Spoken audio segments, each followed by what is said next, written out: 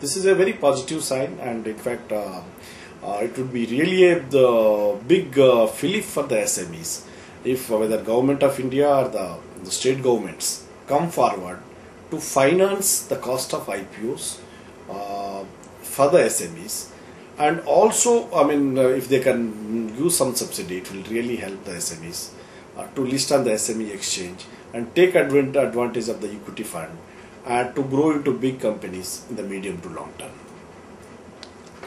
And as far as I have already told that most of the IPOs are between 5 and 50 crores. I would like to tell more in detail a little bit about the costing aspects. Even though I have told you the nature of the cost, like statutory, non-statutory cost, pre-IPO expenses and post-IPO expenses. Maybe little bit on with what you call, for a IPO, let us say of 10 crore or 15 crore or 20 crore, 25 crore, 30 crore, 40 crore.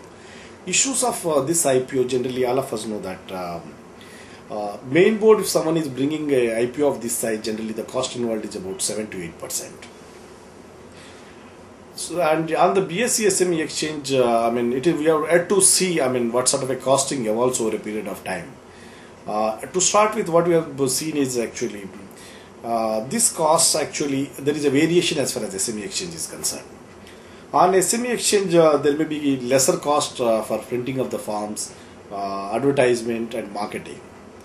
But here there are larger responsibilities are there on the merchant bankers.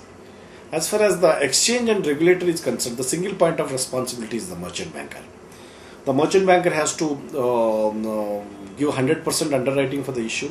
He has to write 15% in his own book of accounts, and he has to have a syndicate team which will subscribe for the remaining, will underwrite remaining portion of the IPO. And also the merchant banker is given an additional responsibility of supporting the IPO issue through market making for 3 years. Market making, all of us know, it is people have seen all over globally. This is the accepted practice globally, but it's a really requires a lot of effort and it has its own risks.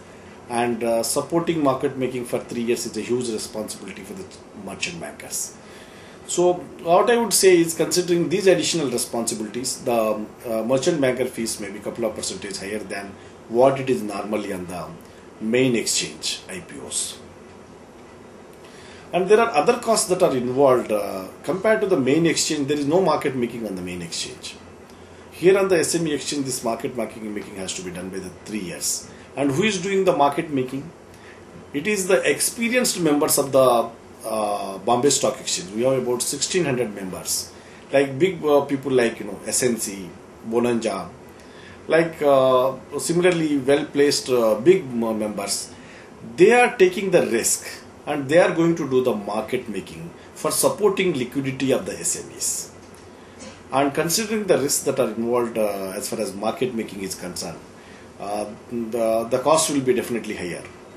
And what we are seeing, these costs, people were talking about 10 to 15% per annum couple of months back, and we have been trying to make the members understand and simplify the costs. So what was done is, in the IPOs on the BSE SME exchange, 70 to 80% of the fundings that the merchant bankers will be bringing will be mostly long-term funds, institutional funds they will be bringing in. So this will help that these shares are with these placing institutions for a very long time, maybe 1.5 to 2 years, or could be even 3, 4 years also. That will make the market, then the market making, the float that is there in the market, probably which can come back, will be less. And the cost of the market making can be brought down.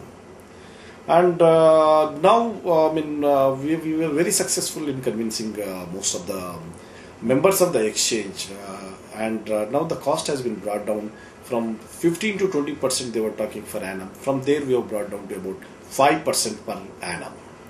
So 3 years market making may cost anything close to 15%. Now anyway, these numbers are evolving, but at least as far as BSE SME exchange is concerned, our efforts over the last 1 year and our detailed interaction with the members and detailed interaction with the market intermediaries and persuasion we could broad the perception that is there on the part of the members, and the risks have been quantified, and risks have been how it can be managed. We have found ways and means by which we could bring down the cost of the market making.